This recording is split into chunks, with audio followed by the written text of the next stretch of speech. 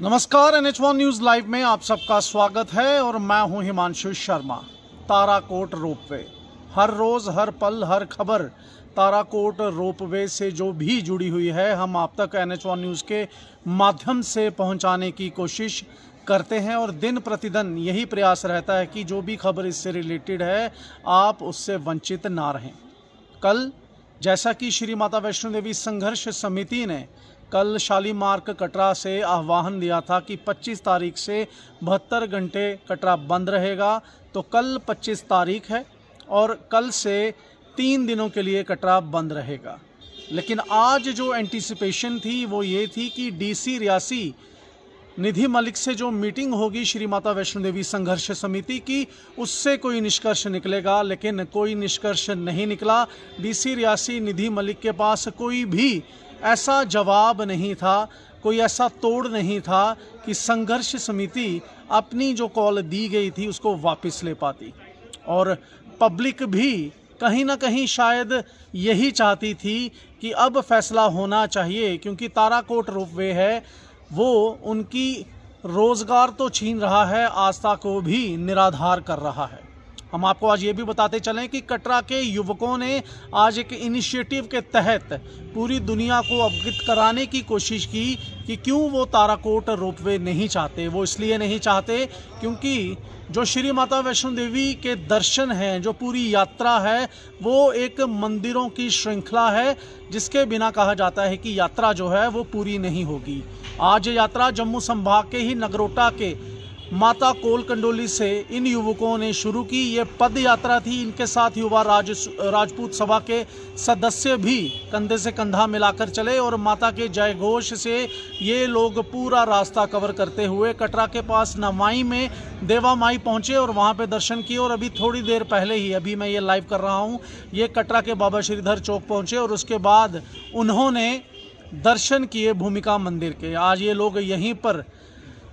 रहेंगे, रात्रि यहीं पर व्यतीत करेंगे आधार शिविर कटरा में और उसके बाद श्री माता वैष्णो देवी जाएंगे। लेकिन इनका जो मकसद था वो साफ था कि माता वैष्णो देवी की यात्रा जो है वो रोपवे से नहीं, वो हर एक मंदिर में माथा टेकने से ही पूर्ण होती है। और उसमें हैप्पी सिंह ने भी मीडिया से बात करते हुए ये कहा कि जो ताराकोट रोपवे है वो लगना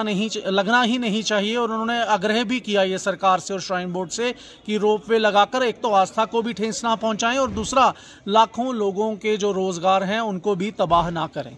आज सबसे बड़ी बात जिसका इंतजार शायद सबको था वो थी कि आज जो मीटिंग भाजपा की जम्मू में हुई है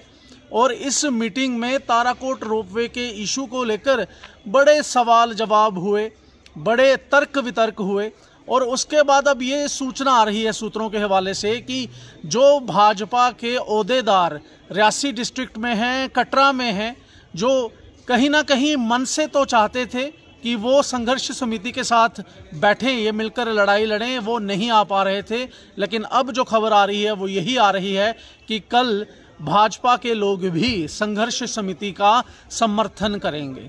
ये जो खबर जब से फैली है तब से ही हर कोई इसका बड़े मन से, बड़े तन से स्वागत कर रहा है, क्योंकि सबका यही कहना था कि अगर सब मिल जाएं तो इसका जो रास्ता है, जो तय करना है इस लड़ाई का रास्ता, वो तय करने में आसानी होगी। लेकिन अभी भी जो एक सबसे बड़ा सवाल है वो यही है कि क्यों सरकार जो है किसी प्लान के साथ नहीं आ रही। आज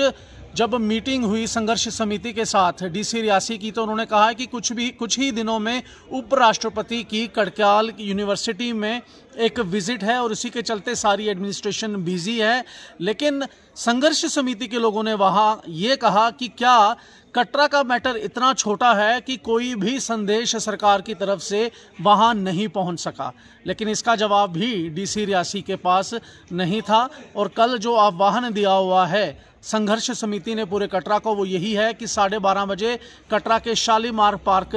पहुँचें और उसके बाद शायद ये लोग रैली के रूप में बाज़ार से होते हुए बाबा श्रीधर चौक तक पहुँचेंगे। मैं आपको ये भी बता दूं कि मीटिंग में DC रियासी ने साफ करते हुए कहा कि हमारी रिक्वेस्ट आप लोगों से ये भी है संघर्ष समिति से कि आप लोग कोई भी सड़क को ब्लॉक ना करें। अब कल क्या होता है ये तो देखने वाली बात होगी, लेकिन आज ये सब हुआ, बीजेपी की मीटिंग हुई और वहीं से ये पॉजिटिव इनपुट्स आए हैं कि बीजेपी वाले भी कल संघर्ष समिति के साथ बैठेंगे, क्योंकि अगर वाकई में कोई नुकसान होना है तो वो नुकसान ये देखकर नहीं होगा कि ये कांग्रेस का है, ये बीजेपी का है, ये पीडीपी का है, ये एनसी का है। अगर नुकसान होना है तो कटरा और आसपास के जितने गांव हैं, या फिर मैं 10 जिलों की बात करूं जम्मू संभाग के, जो लोग यहाँ पर काम करते हैं उन सबका नुकसान होना है। और कोई प्लान अभी तक श्राइन बोर्ड ने पुट फॉरवर्ड नहीं किया है, सरकार ने पुट फॉरवर्ड नहीं किया है, जिसके तहत कटरा के लोग या आसपास के लोग ये सोच सकें कि रोपवे उनके लिए कितना फ़ायदेमंद हो सकता है। अब कल ये क्या होगा, 3 दिन की जो स्ट्राइक है वो क्या रंग लाती है, ये तो बात की बात है। लेकिन फ़िलहाल मैं आपको बता दूं कि काफ़ी यात्रियों के मैसेजेस भी NH1 न्यूज़ पे आ रहे हैं कि क्या होगा जो आने वाले 3 दिन हैं। तो हम सबको अपने माध्यम से ये बताना चाहते हैं कि कटरा की जो मार्केट्स हैं वो 3 दिन के लिए अभी फ़िलहाल बंद रहेंगी, लेकिन उसके बावजूद श्री माता वैष्णो देवी श्राइन बोर्ड ने जो इंतज़ाम किए हैं, जो वो हमेशा करता है along the Vaishno Devi track, उसमें कोई फ़र्क नहीं रहेगा यात्रियों के लिए। लेकिन कटरा में जो सुविधा मिलती है या फिर वैष्णो देवी ट्रैक में जो बाणगंगा से मिल्क बार तक जो सुविधा मिलती है, चाहे वो पिट्ठू हों, घोड़े वाले हों, पालकी वाले हों, या फिर वो ट्रैक पे 2000 दुकानें हों, वो बंद रहेंगी। और रेस्टोरेंट्स, ढाबे भी बंद रहेंगे। और कई होटल्स ने भी ये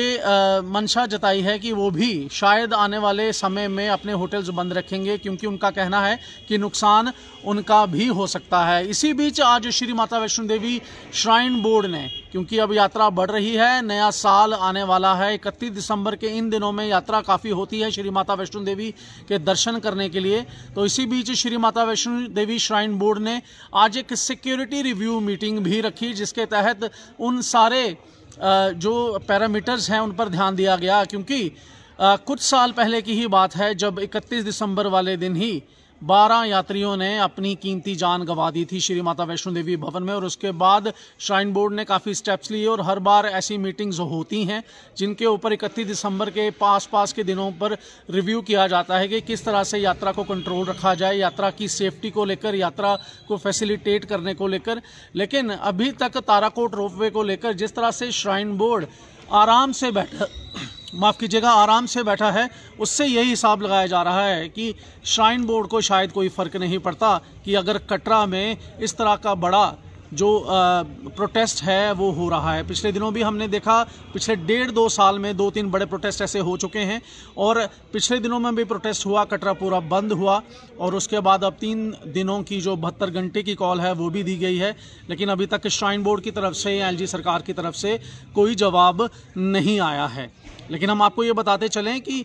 हम भी पॉजिटिव हैं कि जल्दी ही इसका कोई हल निकलेगा, क्योंकि बात अगर यात्रियों की फैसिलिटीज़ की है तो वहीं बात लोकल्स के आस्था की भी आती है, पूरे विश्व के यात्रियों की आस्था की भी आती है, और उन लोगों की बात भी आती है जो श्री माता वैष्णो देवी से डायरेक्टली या इनडायरेक्टली अपना रोज़गार कमाते हैं। अगर एक शख्स रोज़गार कमाता है तो उसके पीछे खाने वाले 5-6 होते हैं। हम ये मत भूलें कि हमारा देश दुनिया का सबसे ज़्यादा आबादी वाला देश है और यहाँ पर रिसोर्सेज जो हैं वो कम हैं। मैं आपको बता दूं कि जो अभी रिसेंट का आंकड़ा है तो जम्मू में सबसे ज़्यादा अनएम्प्लॉयमेंट है, 32% से भी ज़्यादा है। और इसका ध्यान हमारी LG सरकार को भी रखना चाहिए और भारत सरकार को भी रखना चाहिए कि अगर ये रोपवे से किसी को फ़र्क पड़ता है तो वो इतना ज़्यादा होगा कि जहाँ पे ऑलरेडी 32% अनएम्प्लॉयमेंट है, वो अनएम्प्लॉयमेंट का रेट और कितना ज़्यादा बढ़ सकता है। मैं पहले भी यहाँ कहता रहा हूँ अपने NH1 न्यूज़ के लाइव के माध्यम से कि जहाँ पर हम नशे से लड़ने की बात कर रहे हैं, जहाँ पर हम हर फ्रंट पे, हर स्कूल में, हर कॉलेज में, हर एक फंक्शन में, हर एक सेरेमनी में नशे से लड़ने की बात करते हैं, तो जब नशे की बात आती है तो उसमें अनएम्प्लॉयमेंट का एक बहुत बड़ा रोल होता है। और ये भी जो पॉसिबिलिटी है वो नहीं टाली जा सकती कि कल को अगर लोग यहाँ पर हज़ारों के हिसाब से, मैं सिर्फ कटरा की नहीं पूरे जम्मू संभाग की बात कर रहा हूँ, जिनका रोज़गार श्री माता वैष्णो देवी की वजह से चलता है, तो क्या पॉसिबिलिटी है कि ये लोग फिर से नशे में नहीं पड़ेंगे या नशे रिलेटेड कोई ऐसी चीज़ नहीं करेंगे? इस पॉसिबिलिटी को भी नकारना अभी मुश्किल होगा। तो इसलिए लोगों का बार बार यही कहना है कि सरकार कोई ऐसे प्लान के साथ सामने आए कि एक टेबल पर बैठकर दोनों पार्टियां राजीनामा कर सकें। फिलहाल लोगों का यही कहना है कि ताराकोट रोपवे नहीं लगना चाहिए और बिल्कुल नहीं लगना चाहिए, क्योंकि पूरे भारत में जो भी यात्राएं हैं उनका एक अलग महत्व है, लेकिन श्री माता वैष्णो देवी की यात्रा जो है वो बिल्कुल अलग है। मंदिरों की एक श्रृंखला है और हर मंदिर में माता के इतिहास का हमें वहाँ पर एविडेंस मिलता है, और इसलिए बड़े चाव से, बड़ी भक्ति से जो भक्तजन पूरे विश्व से आते हैं वो हर एक मंदिर में अपना माथा टेकते हैं।